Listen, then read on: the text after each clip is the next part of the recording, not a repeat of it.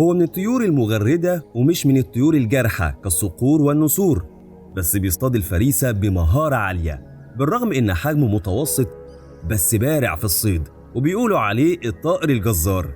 أهلا بيكم، إحنا قناة ميكس دوكيومنتري بالعربي، وهناخدكم في رحلة صغيرة عن طائر السرد أو السرد كما ذكر في حديث الرسول صلى الله عليه وسلم.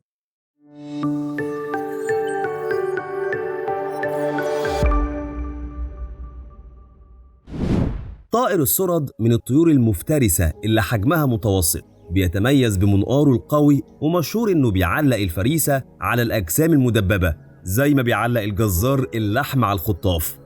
وقد ورد أن الرسول عليه الصلاة والسلام قد نهى عن قتل طائر السرد لعدم وجود منفعة ولا مصلحة في قتله، فهو محرم. تختلف ألوان طيور السرد باختلاف أنواعها، في منها الأصفر والأحمر، لكن الأغلب بيكون على وشها قناع أسود، وبيكون بطنها أبيض اللون، والأجزاء العلوية من جسمها إما أن تكون بلون أسود أو رمادي. وغالبا ما بتختلفش ذكور طائر السرد عن الإناث إلا في بعض الاستثناءات القليلة، وبيكون طول طائر السرد ما بين 14 إلى 50 سنتيمتر. طائر السرد موجود في كل مكان في العالم زي أوروبا وإفريقيا وآسيا وأمريكا الشمالية وروسيا وغينيا. بتعيش طيور السرد في قمم الأشجار بين الأغصان الناعمة. بيتغذى طائر السرد على الحشرات والعناكب والسحالي والفئران. لما بيحب ياكل بينزل على الأرض ويدور على الفريسة بين النباتات والأعشاب الكثيفة، ودايما بيدور على مكان جاف وفيه نباتات علشان يستقر فيه. نيجي بقى لموضوع الطائر الجزار. هو ليه متسمي بالاسم ده؟ ده بسبب طريقته في اصطياد الفريسة.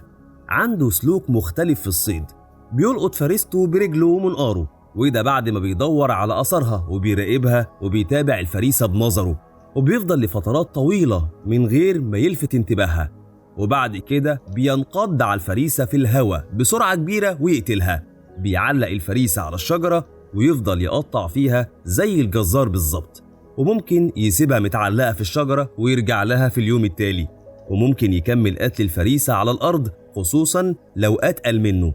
وبيقال إن طيور السرد ممكن تتاكل من الطيور الجارحة والحيوانات المفترسة، ولما بتحس بالخطر بتصدر صرخات تحذيرية لمجموعتها علشان تنبههم من حدوث خطر قادم.